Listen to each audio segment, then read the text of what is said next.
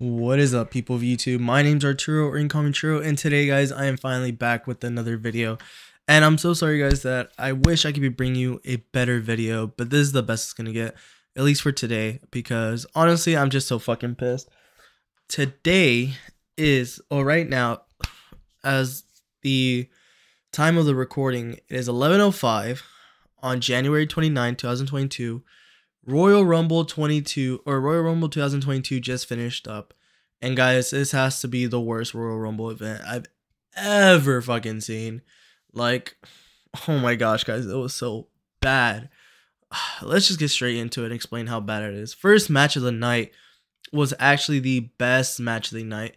It was Seth Rollins versus Roman Reigns. Honestly, guys, this match was a banger, a straight banger, because first off, we started off with Seth Rollins coming out in the Shield attire, which was really cool, and they did this, and he did the Shield entrance and stuff, and it was just absolutely awesome. Honestly, the match was freaking insane. It really had me, like, I really didn't know what to expect from the match. They had so many cool spots. We had Seth Rollins throwing Roman Reigns onto a shield, or onto a table, basically power bombing Roman Reigns through the announcer's table, which was really cool. One of the best spots of the night. We had a curb stomp out of nowhere in the beginning of the match. Spears. Oh my gosh, guys, this match was so great. And then the finish happened. What's it called? Basically, Seth Rollins was beaten up. It was basically Roman Reigns hit him with the spear. Seth Rollins was done. He was like a little bit getting up, like maybe Roman had to hit another spear on him, but instead of doing that, Rollins just started laughing, and then he does the fist thing, like the Shield do, where they fist bump each other, basically doing it to Roman, making fun of Roman, which was really cool. I thought it was really great storytelling. And then instead of doing anything, Roman, he puts him in the guillotine, and even then, this match was still good, because right when he thought that Rollins was gonna get knocked out because of the guillotine, right when the referee picks his arm and drops it, it helps him get to the rope, and he gets to the rope. But guess what, guys? Roman Reigns did not let go after the count of 5, so he was disqualified. And I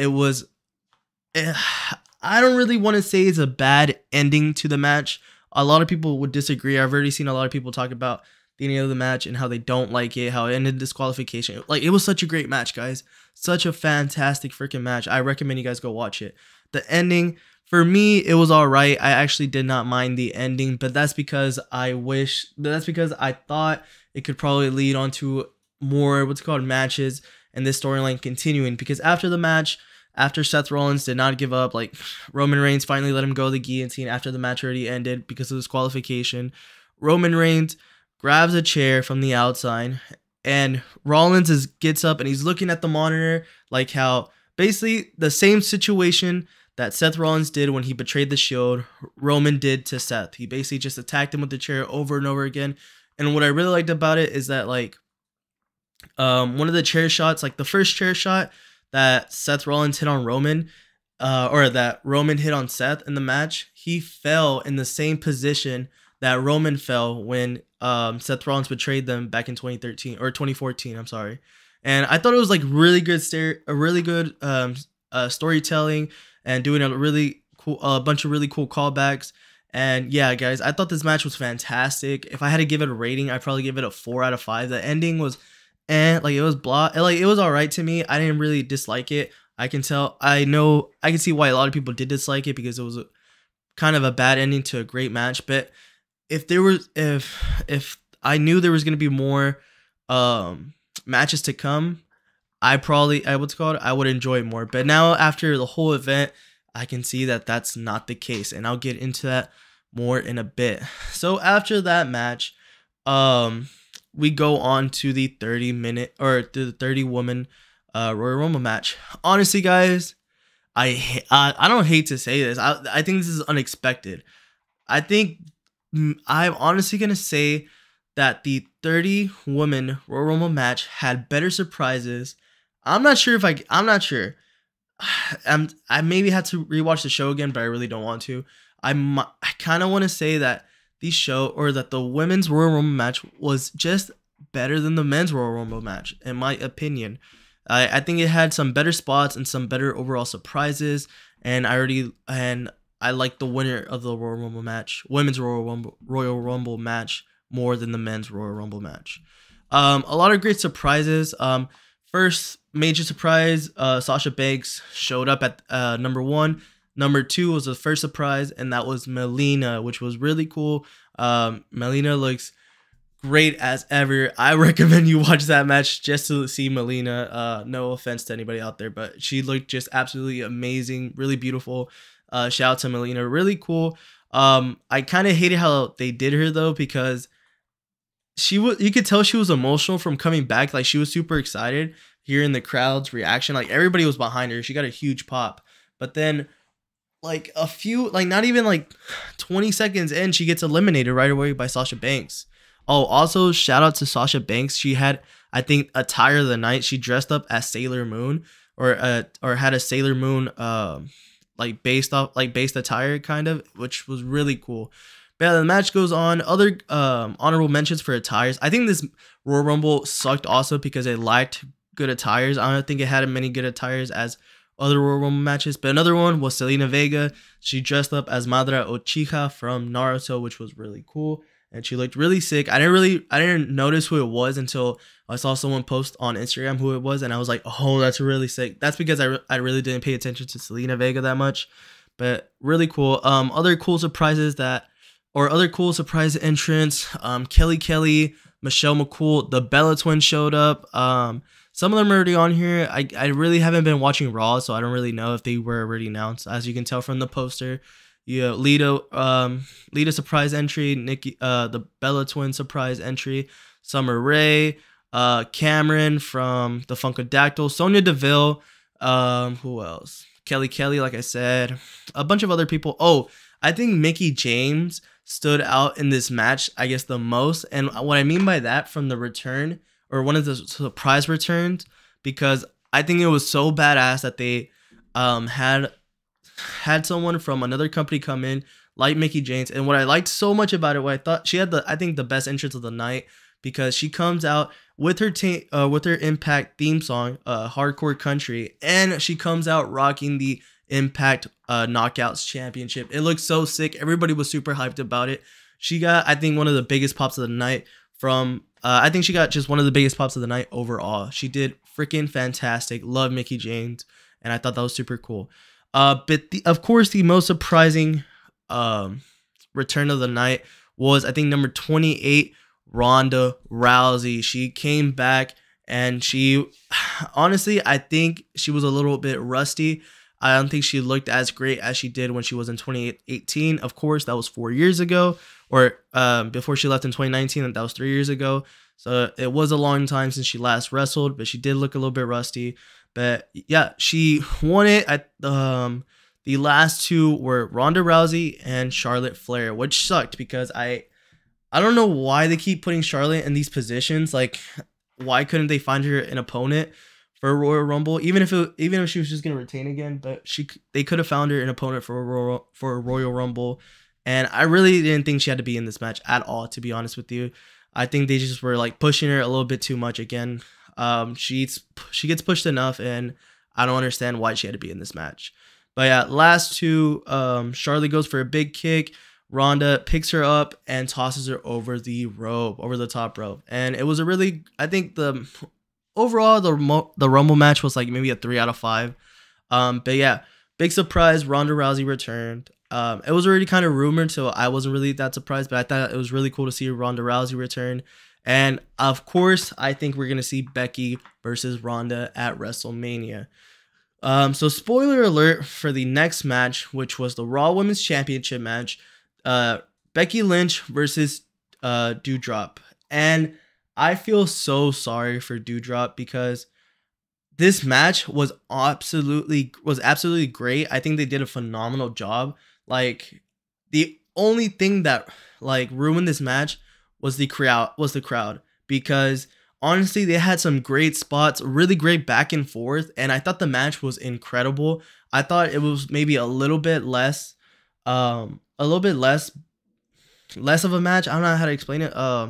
But I compare this match to the Liv Morgan match versus Becky Lynch at day one. That match was absolutely fantastic, and this match was just a little bit lower than that match. But what would have helped it a lot was crowd interaction. Guys, there was no crowd interaction at all. Doudrop was trying to be pushed as face in this match, you could tell, and she was not. Like, and they were pushing her so well also. She had a lot of comeback spots, a lot of spots where like practical babyface spots, and like nothing. Crowd just did not give a fuck about this match. I'm so sorry to say. They did not care at all, and I feel so sorry for Doudrop, because she absolutely killed it. Becky Lynch killed it as always. She got her, of course, her reaction, but not even during the match. Not even Becky Lynch could bring out a reaction from the crowd. Only from the beginning where the entrance is and the end where she finally won. But I guess the crowd was just happy that the match was over. But honestly, I feel so sorry for these two, because I think they actually put on a fantastic match, and the crowd just did not give a fuck. It was really silent throughout the whole match, and that just really sucked. Of course, Becky Lynch won, and from another cool spot, from a rock bottom or manhandle slam from the second rope, which looked really cool, and Doudrop sold it really well. And like I said, guys, this match was fantastic. I rated like a 4, in terms of just match. But if you're talking about overall with the crowd and everything, it's probably like a 3.75. But if you're looking at the match and don't pay attention to the crowd, it's a 4. This match was absolutely great, but it would have been even better with the crowd reaction. But the crowd was just not behind this match at all. It was super quiet, super dead, and I felt really bad for these two women. But yeah, they put on a match, and I was expecting Ronda to show up, but she did not. I guess to keep a little bit element of surprise, so she shows up tomorrow Monday Night Raw. But we all know that she's gonna go for the Raw Women's Championship against Becky Lynch, because she lost to Becky in 2019. I highly doubt it that she's gonna go after Charlotte Flair. I really doubt it. Also, that brings me back to one of the major issues that this Rumble had in all of its Rumble matches: the lack of surprise returns. Why the hell would they announce so many returns? Like Brie Bella, Nikki Bella, Lita, like they had alright reactions, but they would have been even better if they were surprise returns. Like they didn't, like, oh my gosh. And the eliminations were so dumb. Okay, Liv Morgan looked like a star out there. Like we thought she was gonna make it. Eliminated random as hell. Like randomly, like all these women that were supposed to be pushed or like looked great in the Rumble did not. And I think WWE really messed up with that in both Rumble matches. That's a hint for a little bit later. But yeah. We're missing a lot of surprise returns. I really wish Asuka would have returned, or Bayley. There was some hints of Kairi Sane I heard that might have returned, but a lot of great people that could have returned and that just didn't, which really sucked. So yeah, this like I said, this Royal Rumble was just really lackluster in my opinion. Really lackluster. Okay, so the next match was, I want to say it was Brock Lesnar versus Bobby Lashley. This match also really was a disappointment, because they're just setting up for something. They're setting up for Roman versus Brock. This match started off really great. I really loved the tension. You could cut the tension with a knife in this match. Like the beginning, they were just staring down at each other the whole time. The match started, and what I really loved is that they really try to make Bobby a threat, like to Brock Lesnar, like to show that Bobby could actually kick Brock's ass. Like, and I thought there was some respect, I guess, given at the beginning of the match, because when was the last time you saw Brock Lesnar lock up with someone? Like in the beginning of the match, everybody locks up with each other. Collar and elbow, lock. He hasn't done that in I don't know how long. And at the beginning of this match, I think that's one of my favorite parts of the match. These guys lock up, not just once. I think they lock up twice or even 3 times. Each time after they locked up, one of them would give a German suplex to the other. And what I loved is that they would lock up again, and then Bobby would give a German suplex to Brock, which I thought was really cool. Really cool back and forth at the beginning of the match. Then Bobby hits a spear. I think he hits 2 spears on Brock. They take Brock into the outside. Bobby tries to hit a spear through the barricade. Brock moves out of the way. Brock tries to get him for an F5, I guess on the outside. He escapes. They go back inside the ring. I think Bobby hits him with another spear. I'm I'm not sure, but and then we get to the point of the climax of the match where Bobby gets Brock into the full Nelson, the mighty lock, or what, the hurt lock. That's what it's called, the hurt lock. And he held, or Brock held, was in the hold for a while. But honestly, I think in day one he made Bobby look way better because this time he did not fall to his feet or anything. He was in the hurt lock for, I want to say, like a good 2 minutes and nothing. He sold it, but not really as good as he did in day one, where people actually thought he might tap. The only reason people thought he might tap because he was in it for so long, but honestly, I think he did a better job selling the hurt lock at day one instead of the Royal Rumble. After that, he escapes from it. He throws Bobby into the corner, and then that's when the ref gets knocked out, or he gets kind of like injured, and then Brock goes up for the gets Bobby up for the F5. He hits the F5, and of course, right when he hits the F5, he gets hit by Bobby Lashley while being hit with the F5. So he knocks out the ref and goes for the count. Nothing. Right when that happens, Brock was kind of shocked because he didn't know what to do. He turns around, bam, spear by Roman Reigns. And honestly, I wasn't even surprised. I expected this to happen. Like, I thought Brock was gonna win this match. But Roman comes out out of nowhere. I don't know how to explain this, but it was unexpected, but expected at the same time. Like, it was a surprise, but I wasn't really surprised at it. Like, I just didn't really care because I knew where this was heading.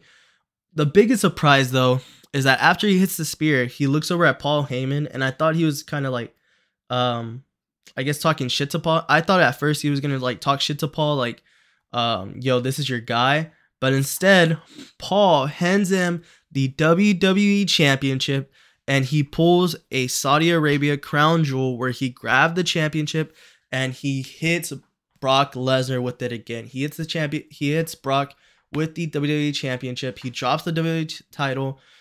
Bobby goes for the pin. A ref comes out, 1, 2, 3, and then Paul Heyman leaves with Roman Reigns. I thought that was so sick that Paul Heyman goes back to Roman Reigns. I didn't really like the idea of after Roman Reigns basically leaving Paul Heyman, because Roman is the one that left Paul and attacked Paul, that Paul just shows up with Brock Lesnar just like nothing ever happened.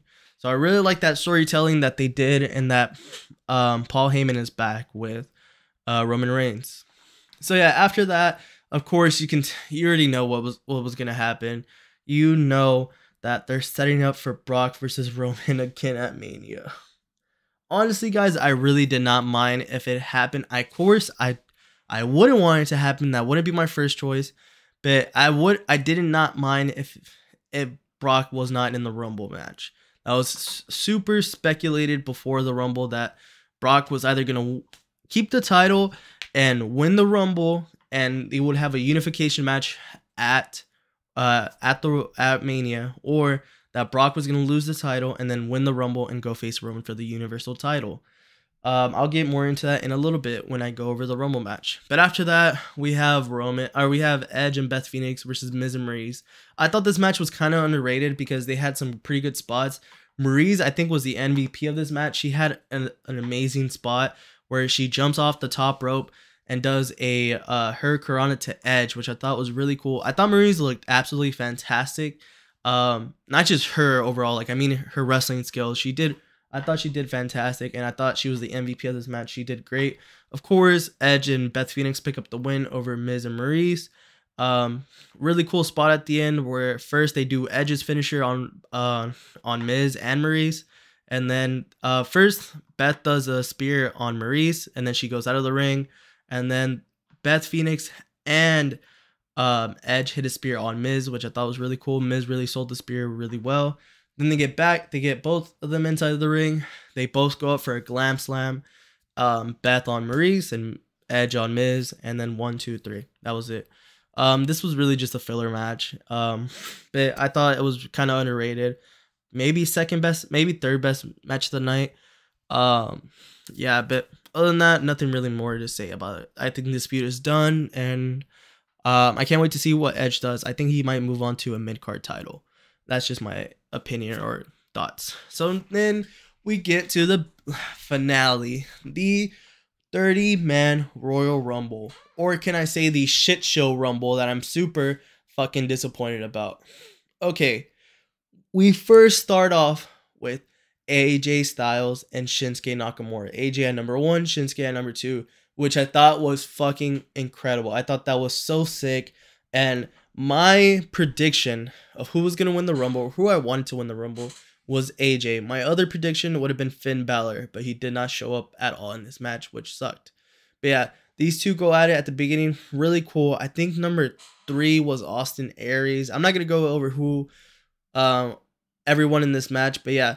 But I think Shinsuke got eliminated way before than he should have, because there was a spot where I forgot. Oh, he was on the apron, and he gets a kick from AJ Styles, and I think he was gonna catch the rope, but he didn't catch it in time, so he got eliminated. Like, AJ even looked really surprised after he got eliminated. I think these two were supposed to last way longer, but they didn't.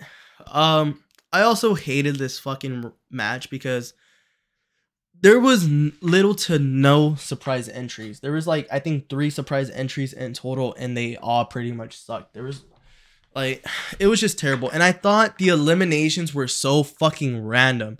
Like, so random. AJ, I wanted AJ to go the distance and win. You know who he gets eliminated by?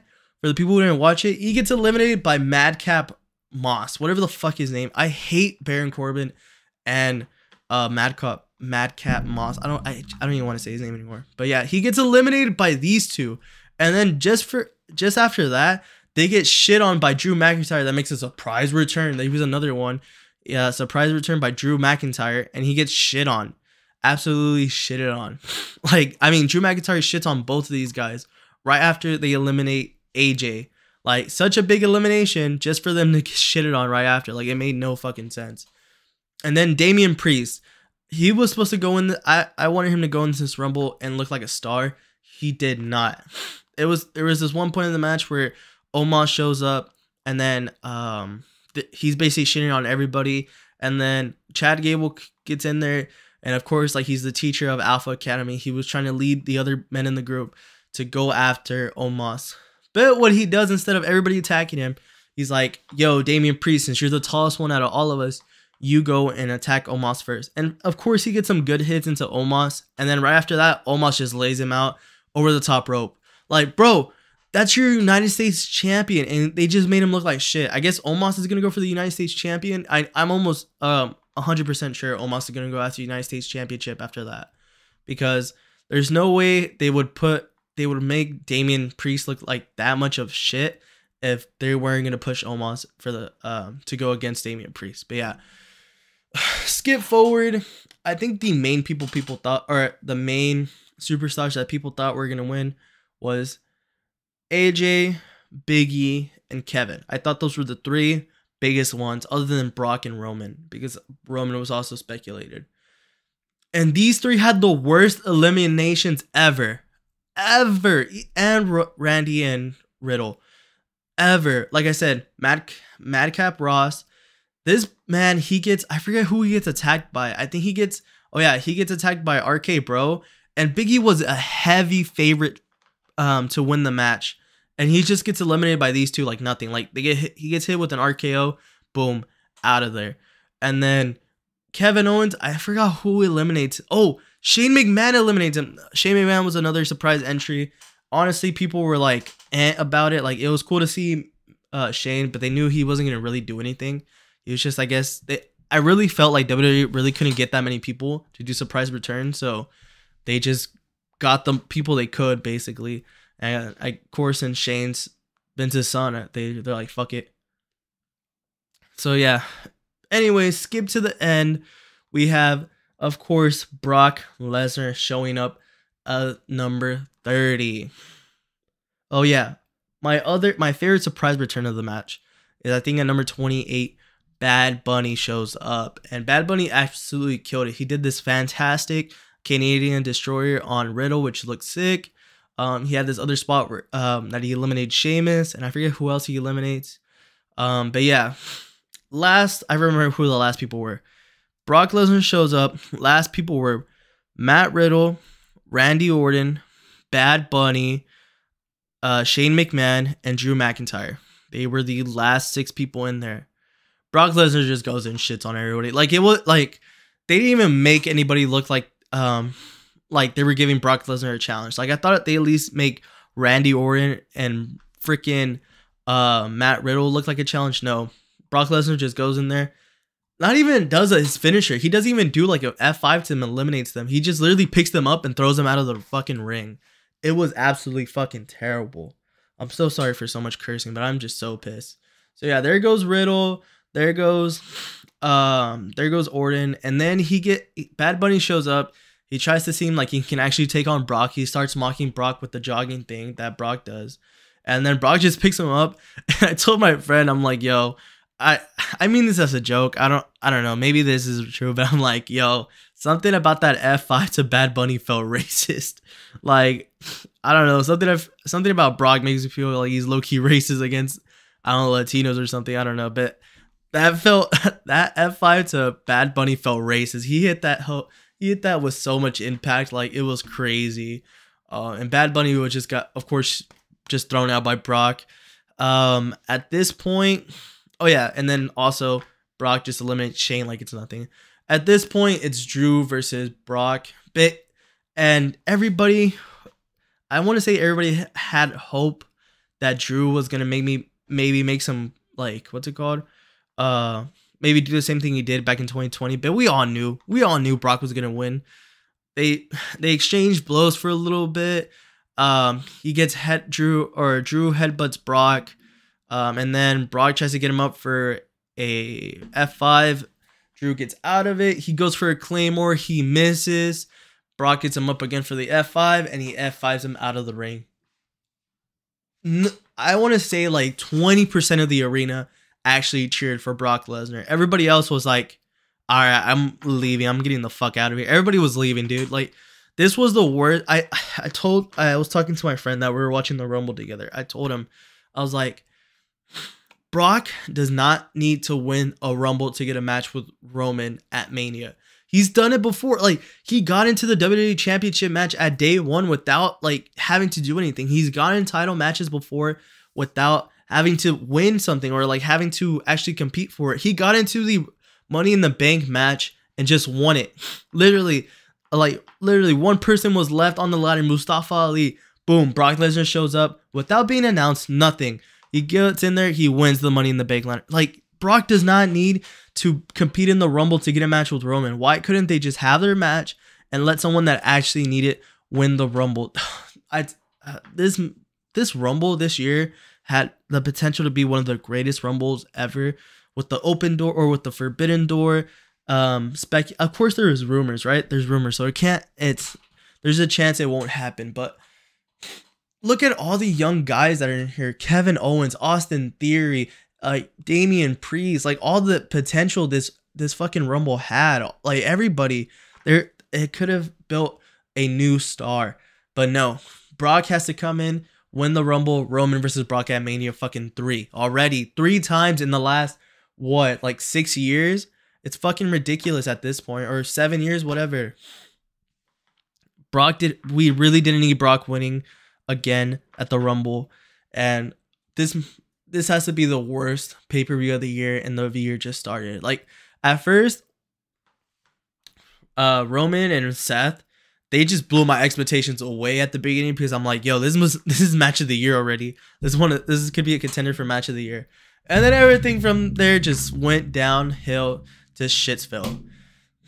So yeah, let me give it a recap just for the people that missed something. Like, I know I've been talking a lot, but yeah, Brock, Ronda, Edge and Beth, Becky, Roman by DQ, and then Brock again. Or I meant to say Bobby. But Brock again. Brock wins. Fucking terrible. Like, I don't know what WWE's doing. I really don't. This would have been like I said, this pay-per-view had the potential to do something big with their stars and, like, make a new star like how they did Drew back in 2020.